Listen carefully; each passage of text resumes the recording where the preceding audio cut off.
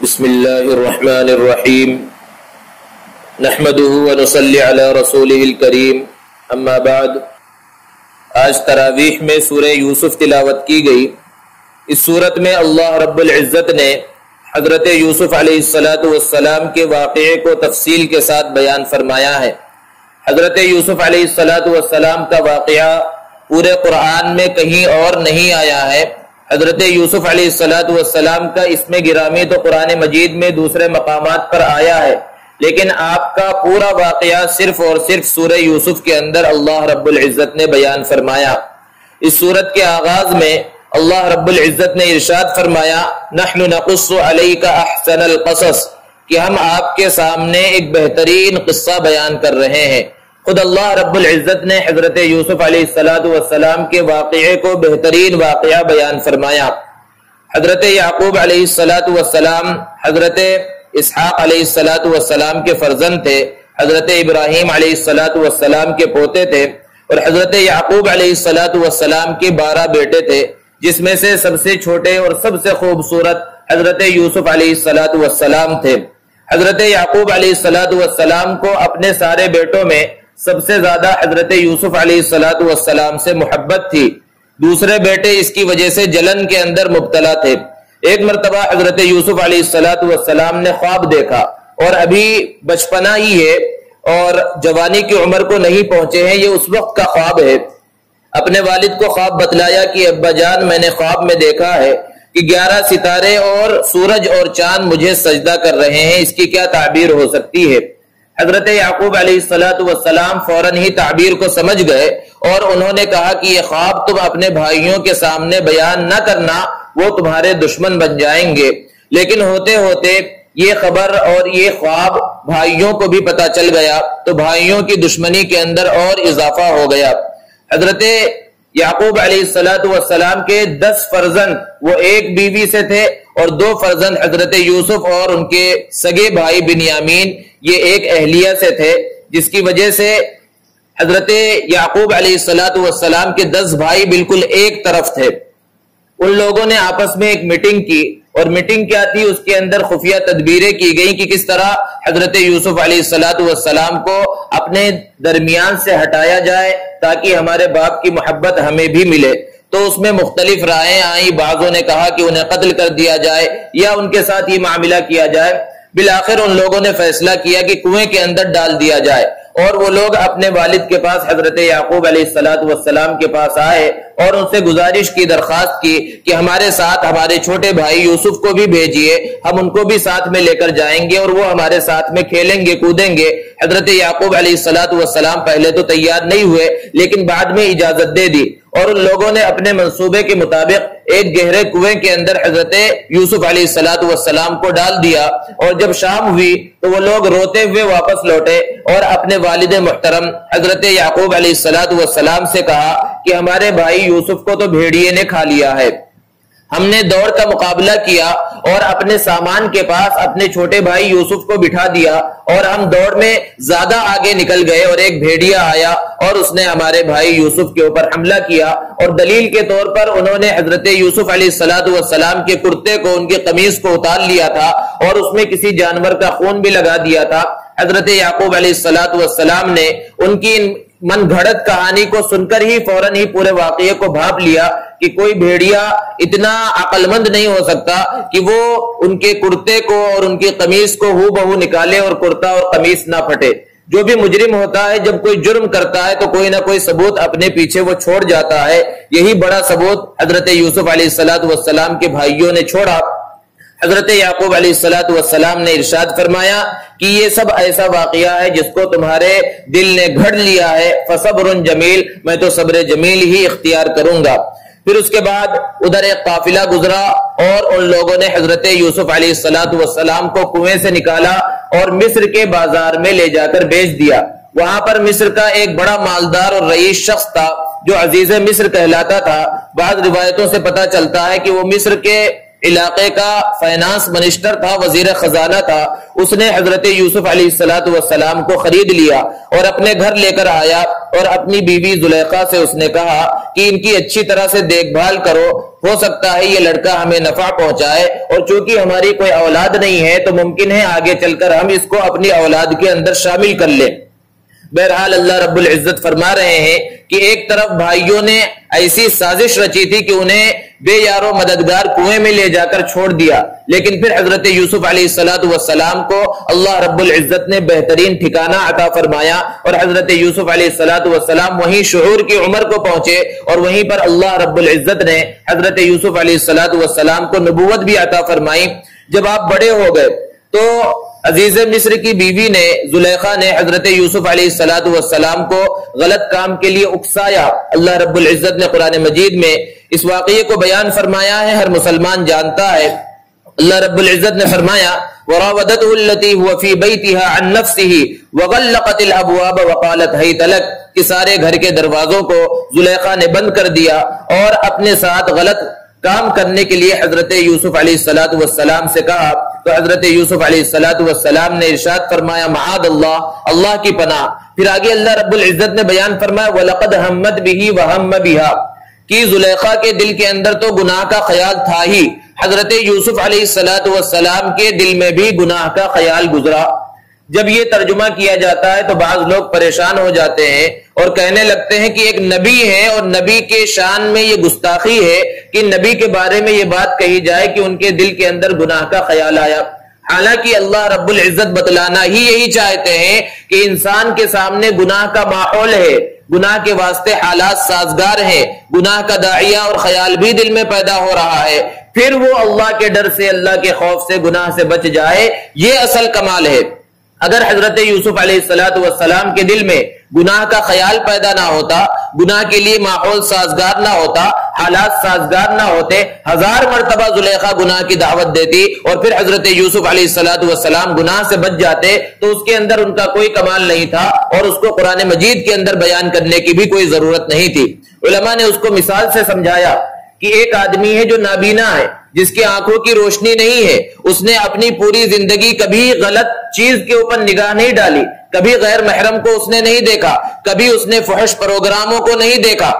تو یہ آدمی جو نابینا ہے ان سب گناہوں سے بچ رہا ہے۔ اس کے برخلاف ایک آدمی ہے جو صحیح سالم ہے، بینا ہے، جس کی آنکھیں صحیح ہے، جو چاہے وہ دیکھ سکتا ہے۔ اس کے دل کے اندر جب کسی غیر محرم کو، نامحرم کو دیکھنے کا خیال اس کے دل میں پیدا ہوا، اللہ کے ڈر اور خوف سے اس نے اپنی نگاہ کو نیچے کر لیا۔ غلط چیز کو دیکھنے کا داعیہ اس کے دل میں پیدا ہوا، اللہ کے ڈر سے، اللہ کے خوف سے اس نے اپنی نگاہ کو نیچے کر لیا۔ تو بظاہر یہ دونوں آدمی، پہلا شخص جو نابینا ہے اور دوسرا شخص جو بینا ہے، دونوں بھی ان گناہوں سے بچ رہے ہیں، لیکن دونوں کے بچنے میں زمین اور آسمان کا فرق ہے۔ پہلا شخص، نابینا شخص جو گناہ سے بچ رہا ہے، تو اس کے اندر اس کا کوئی کمال نہیں ہے، کیونکہ اس کے اندر ان گناہوں کے کرنے کی صلاحیت ہی نہیں ہے۔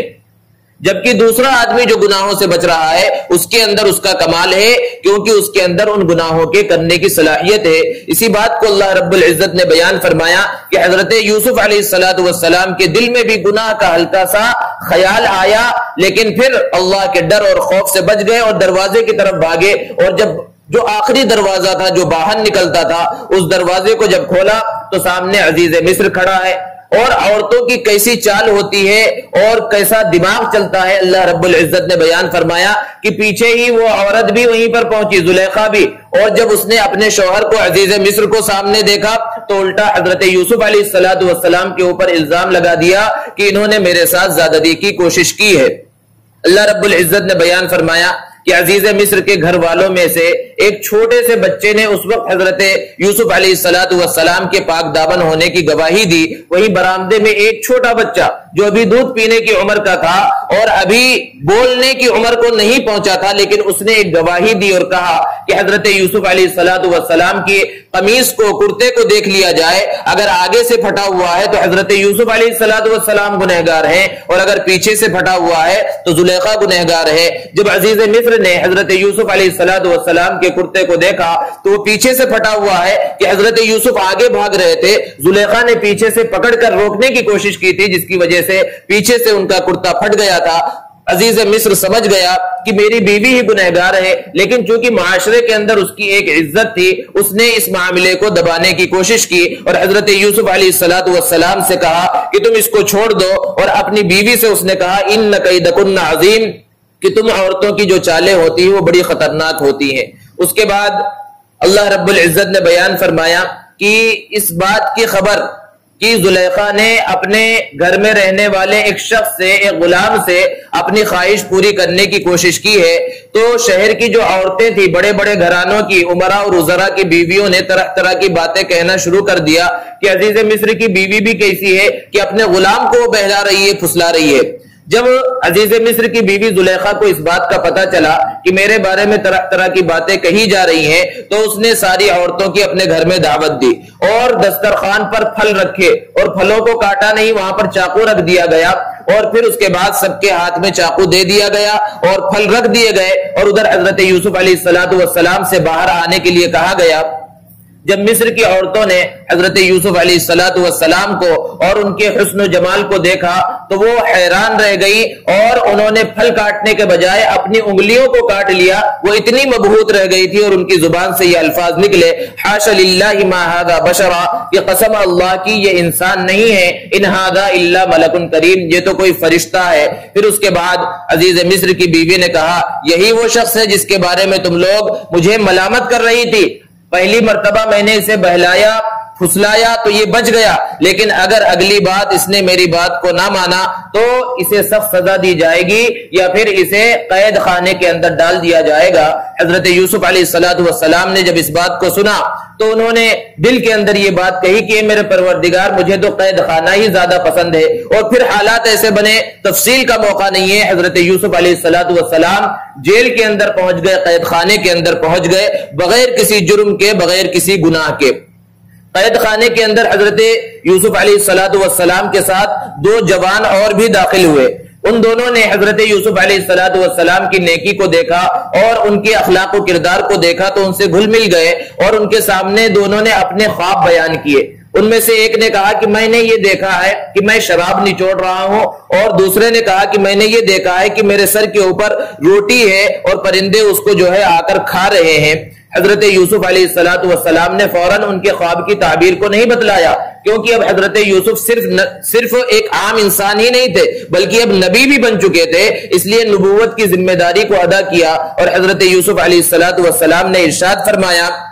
یا صاحب السجن، کہ اے میرے قید کے ساتھیو، ارباب متفرقون خیر ام اللہ الواحد القہار، کہ الگ الگ کئی طرح کے معبود زیادہ بہتر ہیں یا ایک معبود ہو یہ زیادہ بہتر ہے۔ اور اس کے بعد اس بات کو بیان فرمایا کہ میں نے تو اپنے آبا و اجداد حضرت ابراہیم، حضرت اسحاق اور حضرت یعقوب علیہ السلام کے مذہب کو میں نے اختیار کر لیا ہے۔ اور پھر اس کے بعد قید کے جو ساتھی تھے ان کو خواب کی تعبیر بتلائی کہ جس نے یہ دیکھا ہے کہ وہ شراب نچوڑ رہا ہے، اس کے بارے میں بتلایا کہ تم اپنے پہلی کی نوکری پر چلے جاؤ گے اور دوبارہ بادشاہ کو شراب پلاؤ گے اور بادشاہ کے دربار میں تم رہو گے، اور دوسرے سے کہا کہ تجھے سولی دی جائے گی، سولی کے اوپر لٹکا دیا جائے گا، یہ تعبیر ہے۔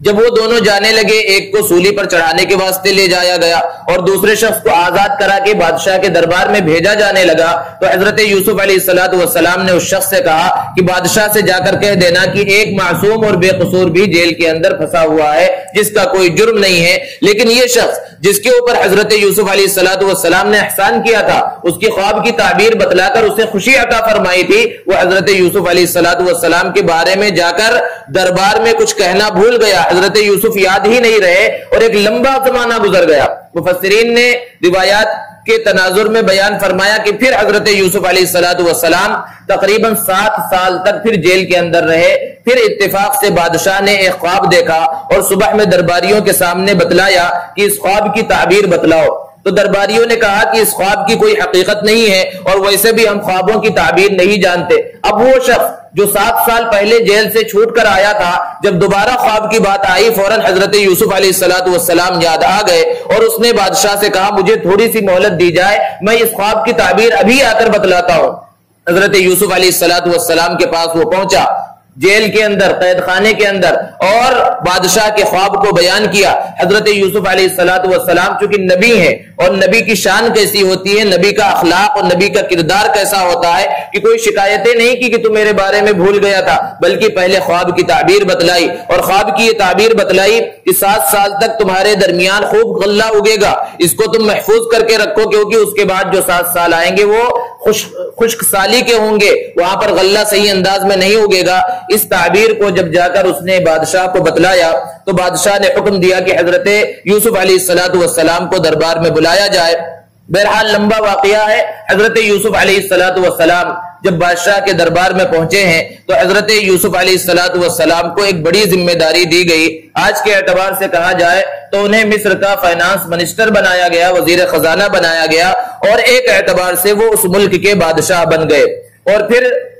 پہلے کے جو 7 سال وہ بڑی خوشحالی کے گزرے، اور حضرت یوسف علیہ السلام نے پورے ملک کے اندر اس طرح کا انتظام فرمایا کہ غلہ لوگوں کے درمیان تقسیم بھی ہو اور محفوظ بھی ہوتا رہے، تاکہ بعد کے جو 7 سال آنے والے ہیں جو خشک سالی کے ہوں گے اور جس میں غلہ پیدا نہیں ہوگا، اس زمانے میں لوگ آسانی سے غلہ حاصل کر سکے اور اپنی بھوک پیاس مٹا سکے۔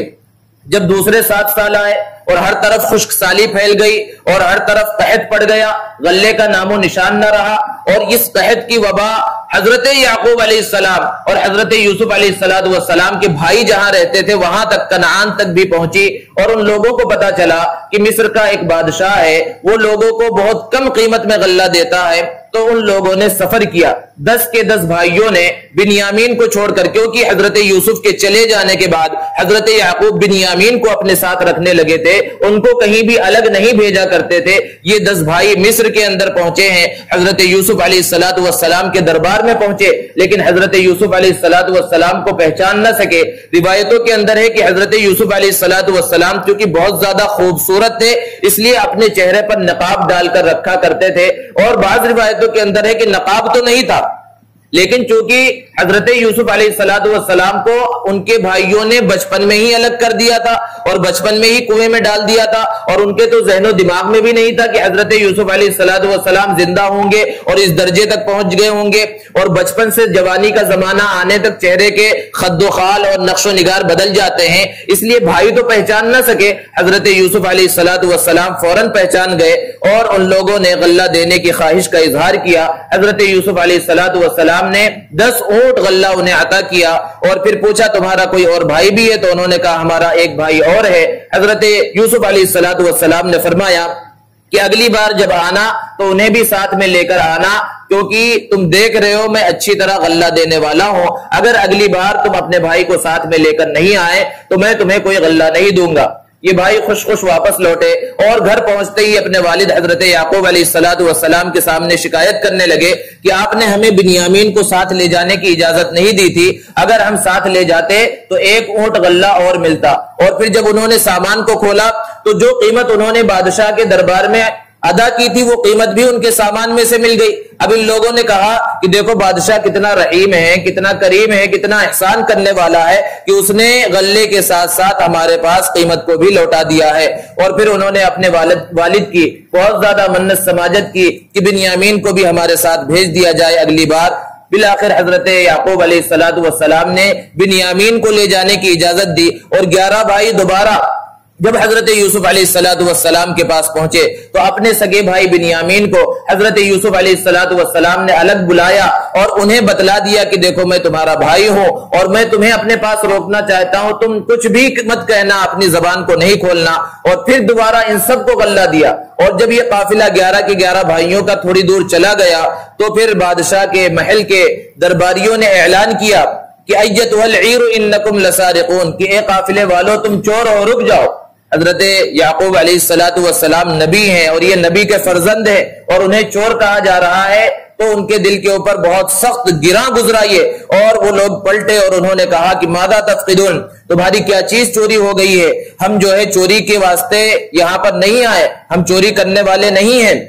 اور انہوں نے یہ بات بھی کہی ما جئنا لنفسد فی الارض وما كنا سارقین، کہ ہم زمین میں فساد مچانے اور چوری کرنے کے واسطے نہیں آئے۔ تو درباریوں نے پوچھا اچھا اگر تمہارے سامان میں سے بادشاہ کے محل کا جو پیالہ گم ہوا ہے وہ نکل جائے تو پھر اس کی سزا کیا ہوگی؟ بھائیوں کو چونکہ یقین تھا ہم نے تو چوری کی نہیں ہے، انہوں نے کہا جس کے سامان میں سے نکلے اسی کو رکھ لیا جائے، اسی کو پکڑ لیا جائے۔ اور پھر 10 کے 10 بھائیوں کے سامان کو چیک کیا گیا، اور آخر میں بنیامین کے سامان کو جب چیک کیا گیا تو اس کے اندر سے پیالہ نکلا۔ خود حضرت یوسف علیہ السلام نے اس کے اندر پیالہ رکھوا دیا تھا۔ اب بنیامین کو روک لیا گیا، سارے بھائی بہت زیادہ پریشان ہو گئے اور منت سماجت کرنے لگے بادشاہ کی کہ ہم میں سے کسی کو رکھ لیا جائے، بنیامین کو چھوڑ دیا جائے، کیونکہ پہلے ہی ہمارے والد حضرت یعقوب علیہ السلام بہت پریشانی جھیل چکے ہیں۔ ان کے ایک بھائی یوسف کو بھیڑیے نے کھا لیا تھا، جس کی وجہ سے روتے روتے ہمارے والد کی آنکھیں بھی جو ہے ضائع ہو گئی ہیں، آنکھوں کی روشنی بھی ختم ہو گئی ہے۔ لیکن حضرت یوسف علیہ السلام نے کہا کہ ہم کسی پر ظلم کرنے والے نہیں ہیں، جس نے جرم کیا ہے اسی کو روکا جائے گا، جس کے سامان میں سے پیالہ ملا ہے اسی کو روکا جائے گا۔ بہرحال دوبارہ یہ بھائی خالی ہاتھ اور چوری کا الزام لے کر جب حضرت یعقوب علیہ السلام کے پاس پہنچے اور پھر اس بات کو بیان کیا کہ تمہارے بیٹے نے چوری کی ہے، تو حضرت یعقوب علیہ السلام نے دوبارہ وہی بات کہی کہ فصبر جمیل، یہ بھی اسی طرح ہے جس طرح یوسف علیہ السلام کے معاملے میں تم نے ایک بات کو گڑھ لیا تھا، بالکل اسی طرح تم نے ایک بات کو گڑھ لیا ہے، میں تو صبر جمیل ہی اختیار کروں گا۔ پھر کچھ دنوں کے بعد حضرت یعقوب علیہ السلام نے اپنے فرزندوں سے کہا کہ اے میرے بیٹو، جاؤ اور دوبارہ یوسف اور ان کے بھائی کو تلاش کرو، وَلَا تَيْأَسُوا مِن رَوْحِ اللَّهِ، اللہ کی رحمت سے نا امید اور مایوس مت ہو، إِنَّهُ لَا يَيْأَسُ مِن رَوْحِ اللَّهِ إِلَّا الْقَوْمُ الْكَافِرُونَ، بے شک اللہ کی رحمت سے صرف کافر لوگ ہی مایوس اور نا امید ہوتے ہیں۔ تو دوبارہ یہ بھائی جب حضرت یوسف علیہ السلام کے دربار میں پہنچے تو انہوں نے اپنی تکلیف کا اظہار کیا کہ اس بار تو ہم قیمت لے کر بھی نہیں آئے ہیں، کچھ سکے لے کر آئے ہیں، وہ بھی اصلی سکے نہیں ہیں، کھوٹے سکے لے کر آئے ہیں، ہمیں آپ غلہ دے دیجئے اور ہمارے بھائی کو بھی آپ واپس کر دیجئے۔ بہت ہی عاجزی کے انداز میں ان لوگوں نے جب یہ بات حضرت یوسف علیہ السلام کے سامنے کہی تو اب وہ وقت آ چکا تھا کہ حضرت یوسف علیہ السلام اپنے بارے میں ان کے سامنے بتلائیں۔ حضرت یوسف علیہ السلام نے فرمایا هل علمتم ما فعلتم بيوسف، کیا تمہیں پتا بھی ہے کہ تم نے یوسف اور ان کے بھائی کے ساتھ کیا کیا تھا؟ یہ لوگ تو حیران و پریشان ہو گئے کہ بادشاہ کو کیسے پتا ہمارے بھائی یوسف کے بارے میں؟ تو فوراً ان کے ذہن کے اندر یہ خیال آیا اور انہوں نے کہا اِنَّكَ لَأَنْتَ یوسف، کیا آپ ہی یوسف ہے؟ حضرت یوسف نے فرمایا انا یوسف وهذا اخی، کہ ہاں میں یوسف ہوں اور یہ میرا بھائی ہے۔ قد من اللہ علینا، اللہ نے ہم پر بہت زیادہ احسان کیا ہے۔ انه من يتق ويصبر فإن الله لا يضيع اجر المحسنین، بے شک جو تقوی اختیار کرتا ہے اور صبر کرتا ہے تو اللہ تعالیٰ اچھے کام کرنے والوں کے اجر کو ضائع نہیں کرتا۔ اب ان کے شرم کا اور ان کی شرمندگی کا کیا حال ہوا ہوگا اس کا اندازہ اور تصور کیا جا سکتا ہے، لیکن حضرت یوسف علیہ السلام نے ارشاد فرمایا لا تثریب علیکم اليوم، آج تم پر کوئی پکڑ نہیں ہے، یغفر اللہ لکم، اللہ تمہارے گناہوں کو معاف کرے، وہو ارحم الراحمین، وہ بہت زیادہ رحم کرنے والا ہے۔ پھر اس کے بعد حضرت یوسف علیہ السلام نے کہا میرے اس قمیص کو کرتے کو لے کر جاؤ اور اپنے والد محترم حضرت یعقوب علیہ السلام کی آنکھوں کے اوپر لگاؤ، ان کی روشنی واپس آ جائے گی، اور پھر انہیں اور پورے خاندان کو لے کر مصر کے اندر آ جاؤ۔ یہ قافلہ یہاں سے روانہ ہوا اور ادھر حضرت یعقوب علیہ السلام نے اپنے دوستوں سے اپنے ساتھیوں سے کہا کہ مجھے یوسف کی بو آ رہی ہے۔ وہاں کے لوگوں نے کہا کہ آپ کا دماغ خراب ہو گیا ہے، آپ تو ہمیشہ یوسف کی فکر میں پڑے ہیں، پتہ نہیں یوسف کا کیا معاملہ ہو۔ لیکن تھوڑی ہی دیر میں جب بھائی پہنچے اور حضرت یوسف علیہ السلام کے کرتے کو دکھایا اور ان کی آنکھ کے اوپر لگایا تو آنکھوں کی روشنی واپس آ گئی۔ تو حضرت یعقوب علیہ السلام نے اس وقت کہا کہ میں جو جانتا تھا، جو اللہ رب العزت نے مجھے بتلایا تھا وہ تم نہیں جانتے تھے۔ اور پھر یہ پورا خاندان، پورے بھائی اور والدین مصر کی جانب روانہ ہوئے اور حضرت یوسف علیہ السلام ان کے استقبال کے واسطے مصر سے باہر نکلے اور باہر ایک تخت بنایا۔ جب حضرت یعقوب علیہ السلام اپنے فرزندوں کے ساتھ وہاں پر پہنچے اور تخت کے اوپر چڑھے، حضرت یوسف علیہ السلام کو ایک بادشاہ کی شکل میں دیکھا تو حضرت یعقوب علیہ السلام اور پورے کے پورے بھائی سجدے کے اندر گر گئے۔ جب سجدے سے انہوں نے سر اٹھایا تو حضرت یوسف علیہ السلام نے ارشاد فرمایا یا ابت ھذا تعبیل رؤیایا من قبل، اے میرے ابا جان یہ اس خواب کی تعبیر ہے جو میں نے پہلے دیکھا تھا کہ سورج اور چاند یعنی میرے والدین اور 11 ستارے یعنی 11 بھائی مجھے سجدہ کر رہے ہیں اور یہ سجدے میں گر گئے۔ یہ سجدہ عبادت کا سجدہ نہیں تھا، یہ سجدہ تعظیمی تھا۔ پہلی امتوں کے اندر سجدہ تعظیمی کرنا، کسی بڑے کو عظمت کا سجدہ کرنا جائز تھا، لیکن امت محمدیہ کے اندر سجدہ تعظیمی بھی حرام ہے۔ یہ پیشانی صرف اور صرف جھکے گی تو اللہ رب العزت کے سامنے ہی جھکے گی۔ بہرحال یہ واقعہ اللہ رب العزت نے بڑی تفصیل کے ساتھ بیان فرمایا ہے، اور اس واقعے کے اندر اور بہت زیادہ تفصیلات ہیں جس کے بیان کرنے کا یہ موقع نہیں ہے۔ ہر مسلمان کو چاہیے کہ وہ معتبر تفسیروں کے اندر یا مفسرین کے ذریعے حضرت یوسف علیہ السلام کے پورے واقعے کو پڑھے اور سنے، اور اس کے اندر جو عبرت ہے اور جو نصیحتیں اللہ رب العزت نے بیان فرمائی ہیں اس کو سمجھنے کی کوشش کرے۔ وآخر دعوانا الحمد